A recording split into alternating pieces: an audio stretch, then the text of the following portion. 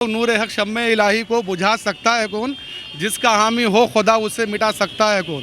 किसी में हिम्मत नहीं है इस्लाम के पीछे हो कि इस्लाम को मिटा दे, ख़त्म कर। बेरोज़गारी पे कोई बात नहीं हो रहा है, कोई डिबेट नहीं हो रहा है, महंगाई पे कोई बात नहीं हो रहा है। अब लोग हर मस्जिद के पीछे मंदिर खोज रहे हैं। खोजिए, जितना खोजना है खोजिए, हिंदुस्तान इसी में बर्बाद होगा। दरगाह है तो दरगाह ही है, इसको एक हिंदू मुस्लिम करके लड़ाया जा रहा है। जब जसपाल जोगी जैसा आदमी कुछ नहीं ख्वाजा अजमेरी का बिगाड़ सका तो ये मोदी क्या चाहिए। मुसलमान को परेशान करने की कोशिश की जा रही है। इस्लाम कभी ख़तरे में नहीं रहा। इससे पहले भी इस्लाम के ख़िलाफ़ लोग आए, लेकिन इस्लाम आज भी ज़िंदा है, कल भी ज़िंदा रहे। पूरी दुनिया इस्लाम के पीछे। इस्लाम वही वाहिद शख्स है जो सबसे आगे हर तमाम ज़माने में रहा है आगे, और आज भी रहा आगे। जिस टाइम 312 थे उस टाइम तो कुछ हुआ ही नहीं, अब क्या होगा। इन दिनों एक मामला बहुत ज़्यादा जोर पकड़ा हुआ है अजमेर दरगाह शरीफ को लेकर के। अब दावा किया जा रहा है कि अजमेर दरगाह शरीफ के नीचे शिव मंदिर है, इसमें कितनी सच्चाई है। आज निकले हैं तमाम मुस्लिमों से जानेंगे, मुस्लिम समुदाय के जो भी लोग हैं उनसे बातचीत करेंगे और जानेंगे कि आखिर इसमें कितनी सच्चाई है। तो चलिए सीधे सीधे जुड़ते हैं, बातचीत करते हैं। सबसे पहले आपका नाम क्या है? इरफान अहमद ज़फ़र। इरफान साहब, जिस तरीके से लगातार दावा किया जा रहा है कि अजमेर दरगाह शरीफ के नीचे शिव मंदिर है, ऐसे पहले कई दावे किए गए, कैसे देखते हैं? नहीं, पहले कभी दावा नहीं हुआ इसमें। ख्वाजा गरीब नवाज़ जो है सन 1100 कुछ ईस्वी में यहाँ आए थे। आज लगभग उसको 786-88 साल हो गए, अभी तक तो किसी ने दावा नहीं किया है कि वहाँ शिव मंदिर था। नहीं, पहले मत बोलने का मतलब अर्थ ये है कि ज्ञानव्यापी मंदिर को ये बना दिया गया। बहुत सारा हमेशा जो है मुद्दा बनाया जा रहा है, मस्जिदों को, जो पुराने आप लोगों के जगह हैं उनको जो है लगातार मुद्दा बनाकर जो है इस तरह से परोसा जाता है। कैसे? ये गलत है, गंदी बात है, ये गंदा हरकत है। बेरोज़गारी पे कोई बात नहीं हो रहा है, कोई डिबेट नहीं हो रहा है, महंगाई पे कोई बात नहीं हो रहा है। अब लोग हर मस्जिद के पीछे मंदिर खोज रहे हैं। खोजिए, जितना खोजना है खोजिए, हिंदुस्तान इसी में बर्बाद होगा। क्या कुछ नहीं है। क्या लगता है इसमें सबसे बड़ी हाथ किसकी है? देखिए, हाथ कुछ नहीं है, कुछ मानसिकता लोगों का गलत हो गया है, समझा। जितने अच्छे से हम लोग यहाँ रह रहे हैं, सब कोई मिलजुल कर रहते हैं, मानसिकता गलत हो गया है, सोच गलत हो गया है। अख्तरुल ईमान साहब कह रहे हैं, और बात की जाए असदुद्दीन ओवैसी साहब कह रहे हैं कि इसमें बीजेपी और आरएसएस की चाल है। बीजेपी आरएसएस वाले लगातार इस तरह का हरकत करते हैं। नहीं, ऐसा कोई, हम किसी को बदनाम नहीं कर सकते हैं। ठीक है, जो काम कर रहा है करने दीजिए, क्या दिक्कत है। पूरा दुनिया तो इस्लाम के पीछे पड़ा हुआ है। कहते हैं ना, वो नूर हक शम्मे इलाही को बुझा सकता है कौन, जिसका हामी हो खुदा उसे मिटा सकता है कौन। किसी में हिम्मत नहीं है इस्लाम के पीछे हो कि इस्लाम को मिटा दे, ख़त्म कर दे। लोगों का जो दिल है, काम है, वो करने दीजिए। पूरी दुनिया इस्लाम के पीछे। इस्लाम वही वाहिद शख्स है जो सबसे आगे हर तमाम ज़माने में रहा है आगे, और आज भी रहा आगे। जिस टाइम 312 थे उस टाइम तो कुछ हुआ ही नहीं, अब क्या होगा। ये जो हिंदू राष्ट्र बनाने की बात करते हैं, इनको क्या जवाब? हिंदू राष्ट्र तो बन नहीं सकता हिंदुस्तान, ऐसा नहीं है। ठीक है, अगर कुछ लोग की मानसिकता है, सोच है, तो सोच को बदल नहीं सकते ना आप। अपना अपना सोच है। चलिए और भी लोगों से जुड़ेंगे, बातचीत करेंगे। जिस तरीके से अजमेर दरगाह शरीफ के नीचे लगातार दावा किया जा रहा है, निचली अदालत में मामला चला गया, कहा जा रहा है कि वहाँ पे शिव मंदिर है, कैसे देखते हैं? देखिए सर, ये तो एक अपना अपना ये है करने का, लेकिन दरगाह है तो दरगाह ही है, इसको एक हिंदू मुस्लिम करके लड़ाया जा रहा है।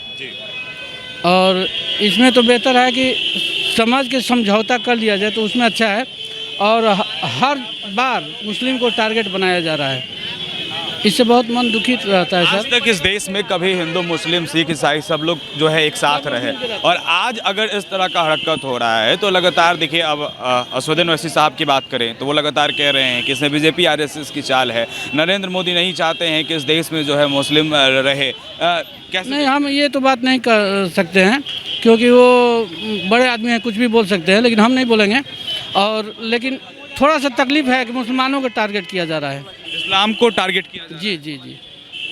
लेकिन इस्लाम झुकने वाला नहीं है, इस्लाम झुकने वाला कभी भी नहीं। देखिए और भी लोगों से बातचीत करेंगे और सीधा जुड़ेंगे।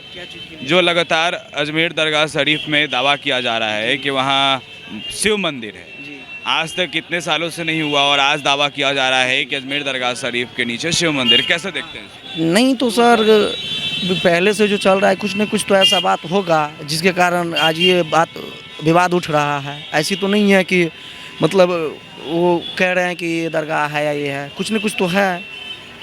ऐसा तो नहीं है कि ज़बरदस्ती कोई कुछ कर रहा है, कुछ तो पहले से हो रहा है ये सब। चलिए और भी लोगों से जुड़ेंगे, बातचीत करेंगे। देखिए लगातार ये दावा पे दावा जो है, कितना इस दावा में सच्चाई है। इस्लाम को लगातार टारगेट किया जा रहा है। तमाम लोगों का कहना है कि लगातार इस्लाम को कहीं ना कहीं देखिए टारगेट किया जा रहा है। मुस्लिमों को लेकर के जो लगातार है टारगेट किया जा रहा है।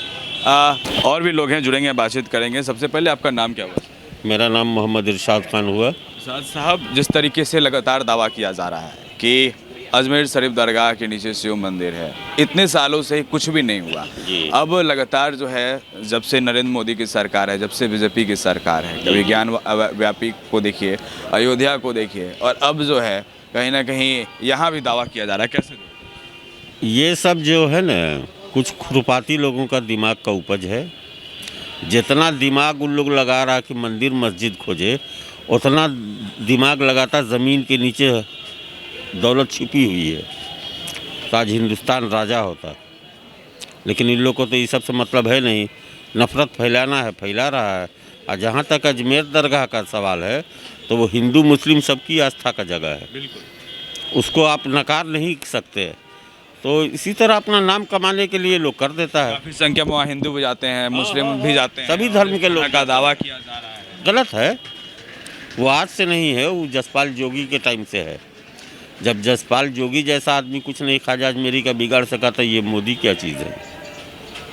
अब असदुद्दीन ओवैसी साहब कह रहे हैं कि इसमें जो है सबसे बड़ा हाथ बीजेपी और आरएसएस की है। ये लोग जो है लगातार हमेशा जो है इस्लाम को टारगेट करते हैं। तो क्या सच्चाई है, सच है कि इस्लाम को टारगेट किया जा रहा है? देखिए, वो इस्लाम की बात वो नेता ही लोग जाने, नेता की बात नेता ही समझता है। हम लोग आम इंसान हैं, हम लोग को उतना समझ है नहीं।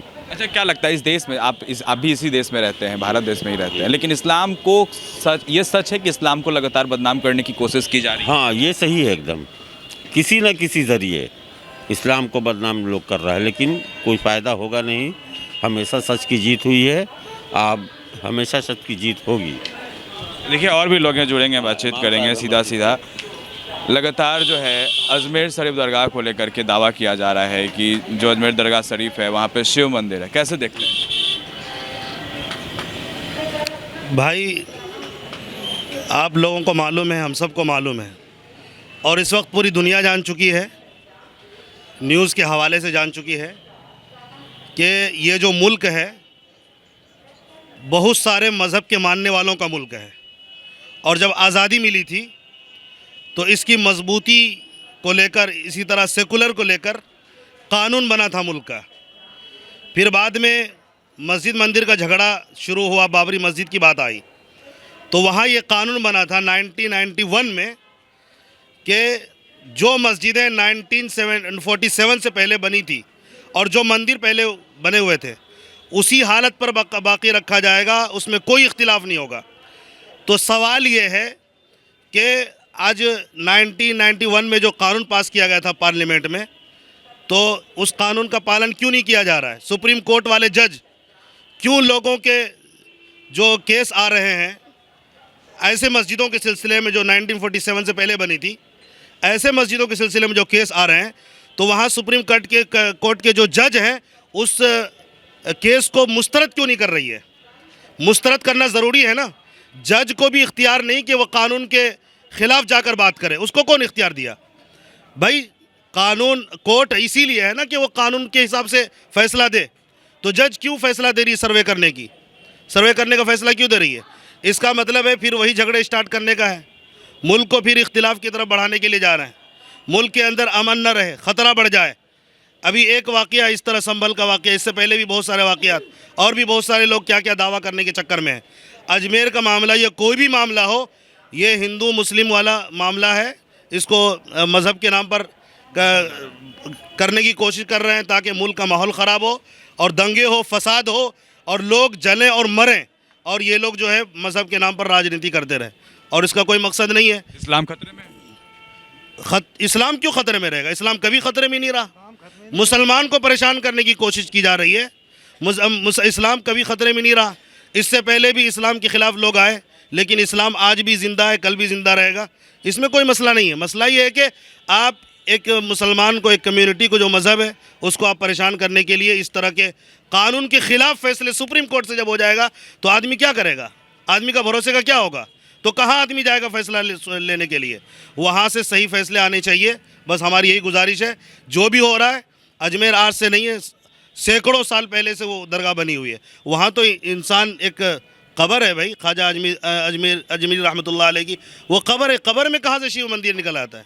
ये सब बातें फालतू की बातें हैं और झगड़ा लगाने की बातें, और इसकी कोई हैसियत नहीं है। असदुद्दीन ओवैसी साहब कह रहे हैं कि इस्लाम खतरे में है। वो कह रहे हैं कि बीजेपी आरएसएस वाले लोग कहीं नहीं लगातार कहा ये उन्होंने। दंगों फैलाने की। कहाँ कहा उन्होंने इस्लाम खतरे में? ऐसा कभी नहीं है। इस्लाम खतरे में नहीं है। मुसलमानों को यहाँ परेशान करने की कोशिश कर रहे हैं, उसके अंदर सरकार भी शामिल है, इसमें कोई शक नहीं है।